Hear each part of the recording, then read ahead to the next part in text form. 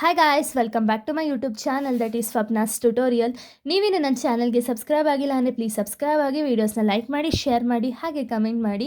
So ಇವತ್ತು ನಾನು ಮಾಡ್ತಿರೋ ಸಬ್ಜೆಕ್ಟ್ ಯಾವುದು ಅಂದರೆ ACA ಫೋರ್ತ್ ಸೆಮ್ BComನ ACA ಸಬ್ಜೆಕ್ಟ್ನ ಎಕ್ಸ್ಪ್ಲೇನ್ ಮಾಡ್ತಿದ್ದೀನಿ.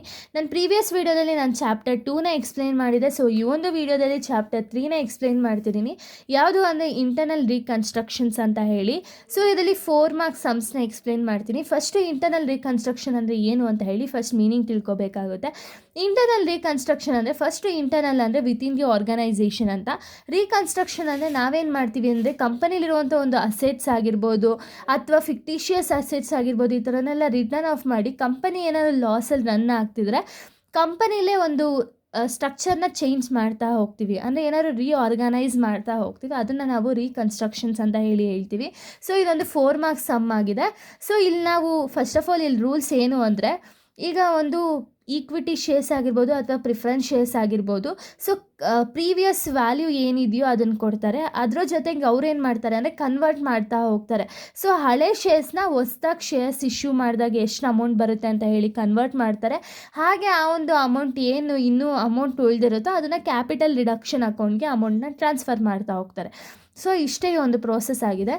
ಸೊ ನೋಡಿ ಇಲ್ಲಿ ಪ್ರಾಬ್ಲಮ್ಸಲ್ಲಿ ಫಸ್ಟ್ ಪ್ರಾಬ್ಲಮ್ ಬಂದು, ಆ company Limited pass the necessary solution and receive the sanction of the court of reduction by 5 lakh. They decided to ಅಂದರೆ ಇಲ್ಲಿ ಕಂಪನಿಯವ್ರು ಏನು ಮಾಡ್ತಿದ್ದಾರೆ ಅಂದರೆ ಒಂದು ಸ್ಯಾಂಕ್ಷನ್ ಅನ್ನೋದು ರಿಸೀವ್ ಮಾಡ್ತಾರೆ ಕೋರ್ಟಿಂದ. ಅದು 5 ಲ್ಯಾಕ್ವರೆಗೂ ಸ್ಯಾಂಕ್ಷನ್ನ ರಿಸೀವ್ ಮಾಡ್ತಾರೆ. ಸೊ ಇದು 5 ಲ್ಯಾಕ್ ಬಂದು ಕ್ಯಾಪಿಟಲ್ ರಿಡಕ್ಷನ್ ಅಮೌಂಟು. ಅಂದರೆ 5 ಲ್ಯಾಕ್ವರೆಗೂ ಇವ್ರೇನು ಮಾಡ್ಬೋದು ಅಂದರೆ ಕಂಪ್ನಿಲಿರುವಂಥ ಒಂದು ಅಸೆಟ್ಸ್ನ ರಿಟರ್ನ್ ಆಫ್ ಮಾಡ್ಬೋದು ಅಂತ ಹೇಳಿ ಒಂದು ಕೋರ್ಟಿಂದ ಸ್ಯಾಂಕ್ಷನ್ನ ಇಸ್ಕೊಳ್ತಾರೆ. ಸೊ ಅದರಲ್ಲಿ ಅವ್ರು ಫಸ್ಟ್ ಪಾಯಿಂಟ್ ಏನು ಮಾಡ್ತಿದ್ದಾರೆ ಅಂದರೆ, reduction was made by converting 50K ಅಂದರೆ 50,000 preference shares of ₹20 each fully paid to the same number of 15 each fully paid. ಅಂದರೆ ಇಲ್ಲಿ ಫಸ್ಟ್ ಪಾಯಿಂಟಲ್ಲಿ ಏನು ಹೇಳ್ತಿದ್ದಾರೆ ಅಂದರೆ, ಫಸ್ಟು ಇಲ್ಲಿ ಪ್ರಿಫರೆನ್ಸ್ ಶೇರ್ ಇತ್ತು. ಅಂದರೆ ಹೋಲ್ಡ್ ಪ್ರಿಫರೆನ್ಸ್ ಶೇರ್ ಬಂದು 50,000 ಇಂಟು 20 ಮಾಡಿದಾಗ ನಮಗೆ 10 lac rupees old preference share ಇತ್ತು. ಬಟ್ ಅದೇ ಪ್ರಿಫರೆನ್ಸ್ ಶೇರ್ನ ಇವ್ರೇನು ಮಾಡ್ತಾರೆ ಅಂದರೆ ರೆಡ್ಯೂಸ್ ಮಾಡ್ತಾ ಹೋಗ್ತಾರೆ. ಎಷ್ಟು ರೂಪಾಯಿಗೆ? 15 ರೂಪೀಸ್ಗೆ ರೆಡ್ಯೂಸ್ ಮಾಡ್ತಾರೆ. ಮತ್ತು ನಾವೇನು ಮಾಡಬೇಕು ಅಂದರೆ 50,000 ಇಂಟು 15 ಮಾಡಿದಾಗ ನಮ್ಗೆ ಏನು ಅಮೌಂಟ್ ಬರುತ್ತೋ ಅದನ್ನು ನಾವು ಕ್ಯಾಪಿಟಲ್ ರಿಡಕ್ಷನ್ ಅಕೌಂಟ್ಗೆ ಕಳಿಸ್ಬೇಕು.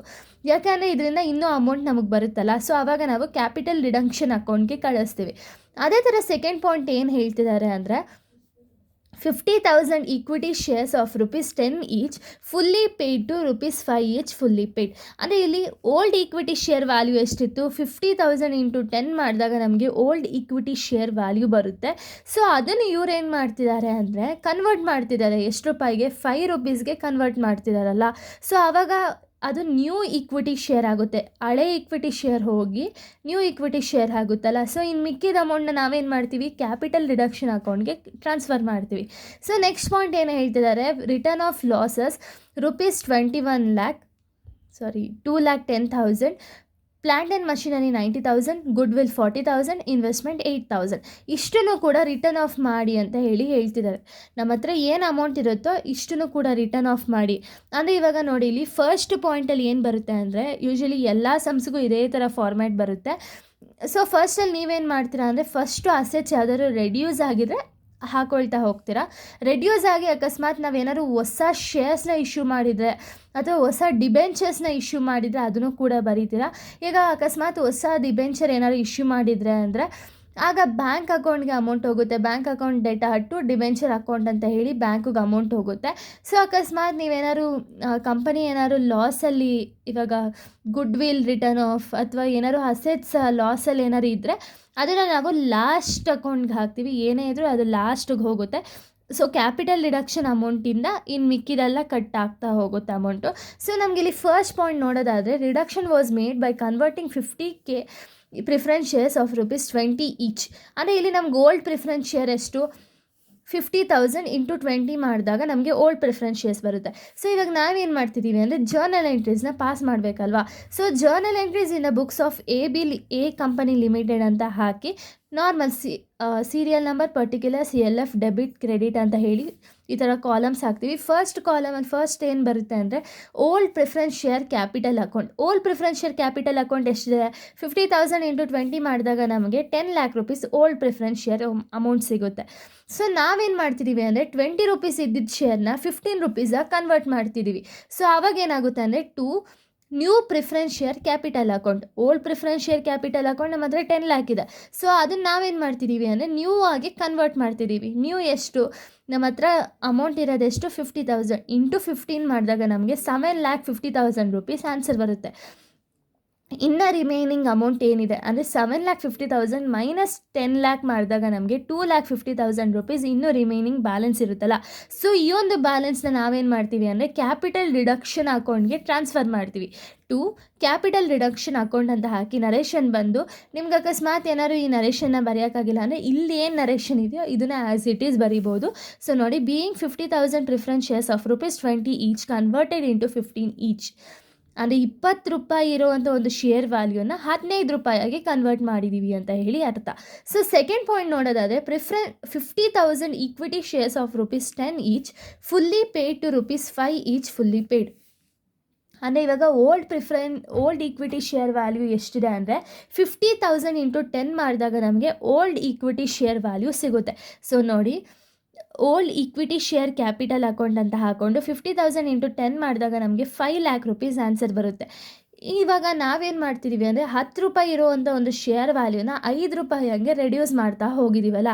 ಸೊ ಅವಾಗ ನಮ್ದು ಏನಾಗುತ್ತೆ, ಇನ್ನೊಂದು entry new equity share capital account ಅಂತ ಹಾಕಿ 50,000 ಇಂಟು 5. ಈ 50,000 ಆ್ಯಸ್ ಇಟ್ ಈಸ್ ಕ್ವಶನಲ್ಲೇ ಕೊಟ್ಟಿದ್ದಾರಲ್ಲ 50K ಅಂತ. ಸೊ ಆ್ಯಸ್ ಇಟ್ ಈಸ್ ಅದೇ ಅಮೌಂಟ್ ಹಾಕ್ತೀರಾ. ಇಂಟು 5 ಮಾಡಿದಾಗ ನಮಗೆ 2,50,000 ರುಪೀಸ್ ಆನ್ಸರ್ ಬರುತ್ತೆ. ಸೊ 2,50,000 ರುಪೀಸ್ ಆನ್ಸರ್ ಇದೆಯಲ್ಲ. ನೆಕ್ಸ್ಟ್ ನಾವು ಇನ್ನೂ ರಿಮೈನಿಂಗ್ ಬರುತ್ತೆ. ಈಗ 5 ಲ್ಯಾಕಲ್ಲಿ 2,50,000ನ ಮೈನಸ್ ಮಾಡಿದಾಗ ನಮ್ಗೆ ಇನ್ನೂ 2,50,000 ರುಪೀಸ್ ಬರುತ್ತೆ. ಸೊ ಈ ಒಂದು 2,50,000ನ ನಾವೇನು ಮಾಡ್ತಿದ್ದೀವಿ ಅಂದರೆ, ಸೊ ರಿಮೈನಿಂಗ್ 2,50,000ನ ನಾವು ಕ್ಯಾಪಿಟಲ್ ರಿಡಕ್ಷನ್ ಅಕೌಂಟ್ಗೆ ಟ್ರಾನ್ಸ್ಫರ್ ಮಾಡ್ತಿದ್ದೀವಿ. ಸೊ ಕ್ಯಾಪಿಟಲ್ ರಿಡಕ್ಷನ್ ಅಂತ ಹಾಕ್ಕೊಂಡು ಸೇಮ್ 2,50,000 ರುಪೀಸ್ ಹಾಕ್ತೀವಿ. ನರೇಷನ್ ಬಂದು being 50,000 equity shares of ₹10 each converted into ₹5 each. ₹10 ಇರುವಂಥ ಒಂದು ಶೇರ್ ವ್ಯಾಲ್ಯೂನ ನಾವೇನು ಮಾಡ್ತಿದ್ದೀವಿ, ₹5 ಕನ್ವರ್ಟ್ ಮಾಡ್ತಿದ್ದೀವಿ.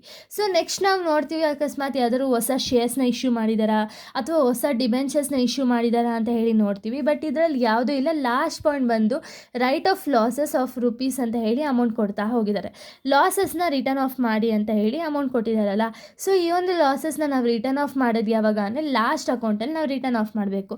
ಸೊ ಇವಾಗ ಏನಾಗುತ್ತೆ ಅಂದರೆ capital reduction account debtor. So capital reduction account ಹೆಂಗೆ ಫೈಂಡ್ ಔಟ್ ಮಾಡೋದು ಅಂದರೆ, ನಾವು ಇಲ್ಲಿ 2 ಅಂತ ಎಲ್ಲೆಲ್ಲೆಲ್ಲ ಕ್ಯಾಪಿಟಲ್ ರಿಡಕ್ಷನ್ ಬರೆದಿದ್ದೀವೋ ಅಷ್ಟು ಅಮೌಂಟ್ನ ನಾವು ಆ್ಯಡ್ ಮಾಡಬೇಕಾಗುತ್ತೆ. ನೋಡಿ, ಇಲ್ಲೂ ಕೂಡ 2,50,000, ಇಲ್ಲೂ ಕೂಡ 2,50,000 ಎರಡೂ ಆ್ಯಡ್ ಮಾಡಿದಾಗ ನಮಗೆ 5 ಲ್ಯಾಕ್ ಆನ್ಸರ್ ಬರಬೇಕು. ಸೊ ಇಲ್ಲೇ ಕೊಟ್ಟಿದ್ದಲ್ಲಿ ಕ್ಯಾಪಿಟಲ್ ರಿಡಕ್ಷನ್ 5 ಲ್ಯಾಕ್ ರುಪೀಸ್ ಅಂತ ಸೇಮ್ ಅಮೌಂಟ್ ಬಂದಿದೆ ಮಾತ್ರ ನಮ್ಮ ಒಂದು ಆನ್ಸರ್ ಕರೆಕ್ಟ್ ಇರುತ್ತೆ. So 5 lac rupees as it is ಬಂದಿದೆ. ಹಾಗೆ ಇಲ್ಲಿ ಏನೇನೆಲ್ಲ ರಿಟರ್ನ್ ಆಫ್ ಮಾಡಿ ಅಂದಿದ್ದಾರೋ ಎಲ್ಲ ಅಮೌಂಟು ನಾವು ಹಾಕೋಬೇಕಾಗುತ್ತೆ. ಫಸ್ಟ್ ನಮಗೆ ಲಾಸಸ್ ಅಂತ ಹೇಳಿ P&L ಅಕೌಂಟ್ ಕೊಟ್ಟಿದ್ದಾರೆ. So 2,10,000 rupees as it is ಹಾಕೊಳ್ತೀರಾ. ನೆಕ್ಸ್ಟ್ ಪ್ಲಾಂಟ್ ಆ್ಯಂಡ್ ಮಷಿನರಿ ಕೊಟ್ಟಿದ್ದಾರೆ. ಪ್ಲಾಂಟ್ ಆ್ಯಂಡ್ ಮಷಿನರಿ ಹೋಗೋಕ್ಕಿಂತ ಮುಂಚೆ ನಾವು ಫಸ್ಟು ಗುಡ್ ವಿಲ್ ಹಾಕೋಬೇಕಾಗುತ್ತೆ. ಸೊ ನೋಡಿ, ಇಲ್ಲಿ ಒಂದು ಫಾರ್ಮ್ಯಾಟ್ ಇದೆ. ಫಸ್ಟ್ ನಾವು P&L ಅಕೌಂಟ್ಗೆ ಅಮೌಂಟ್ನ ಪೇ ಮಾಡಬೇಕು. ಇದಾದಮೇಲೆ ಪ್ರಿಲಿಮಿನರಿ ಎಕ್ಸ್ಪೆನ್ಸಸ್ ಏನಾದ್ರು ಇದ್ದರೆ ಅದಕ್ಕೆ ಪೇ ಮಾಡ್ತೀವಿ. ಅದಾದಮೇಲೆ ಗುಡ್ ವಿಲ್, ಅದಾದಮೇಲೆ ಏನಾದ್ರು ಅಸೆಟ್ಸ್ ಇದ್ದರೆ ಅದಕ್ಕೆಲ್ಲ ಪೇ ಮಾಡ್ತಾ ಹೋಗ್ತೀವಿ. ಸೊ ಇಲ್ಲಿ ಪ್ರಿಲಿಮಿನರಿ ಎಕ್ಸ್ಪೆನ್ಸಸ್ ಇಲ್ಲ. ಸೊ ಅದನ್ನು ಅದನ್ನ ನಿಲ್ ಮಾಡ್ಕೋಬೋದು ಅಥವಾ ಬರೀದೇ ಇದ್ದರೂ ಏನು ಇಶ್ಯೂ ಇಲ್ಲ. Next plant and machinery investments, ಇಷ್ಟಕ್ಕೂ ಕೂಡ ಅಮೌಂಟ್ನ ಪಾಸ್ ಮಾಡ್ತಾ ಹೋಗ್ತೀವಿ. ಪಾಸ್ ಮಾಡಿದಾಗ ನಮಗೆ ಇನ್ನೂ ಅಮೌಂಟ್ ಮಿಗುತ್ತೆ. ಸೊ ಇನ್ನೂ ಅಮೌಂಟ್ ಅಂದರೆ 5 ಲ್ಯಾಕ್ ರುಪೀಸಲ್ಲಿ ಇನ್ನೂ 1,52,000 ರುಪೀಸ್ ಮಿಗುತ್ತಲ್ಲ. ಸೊ ಈ ಒಂದು ಅಮೌಂಟ್ನ ನಾವೇನು ಮಾಡ್ತೀವಿ ಅಂದರೆ ಕ್ಯಾಪಿಟಲ್ ರಿಸರ್ವ್ಸ್ ಅಕೌಂಟ್ ಅಂತ ಹೇಳಿ ಅಮೌಂಟ್ನ ಹಾಕ್ತೀವಿ. ನೆಕ್ಸ್ಟ್ ನರೇಷನ್ ಬಂದು being capital reduction amount utilise for the return of losses and fictitious assets ಅಂತ ಹೇಳಿ ಈ ಒಂದು ಸಮ್ನ ಕ್ಲೋಸ್ ಮಾಡ್ತಾ ಹೋಗ್ತೀವಿ. ಸೊ ಇಷ್ಟು ಕೂಡ ಚಾಪ್ಟರ್ 3ನ ಒಂದು 4 ಮಾರ್ಕ್ಸ್ ಕ್ವಶನ್ ಆಗಿದೆ. ಸೊ ನಾನು ನೆಕ್ಸ್ಟ್ ವೀಡಿಯೋದಲ್ಲಿ 12 ಮಾರ್ಕ್ಸ್ ಸಮ್ಸ್ನ ಎಕ್ಸ್ಪ್ಲೈನ್ ಮಾಡ್ತೀನಿ. So thank you guys, thanks for watching.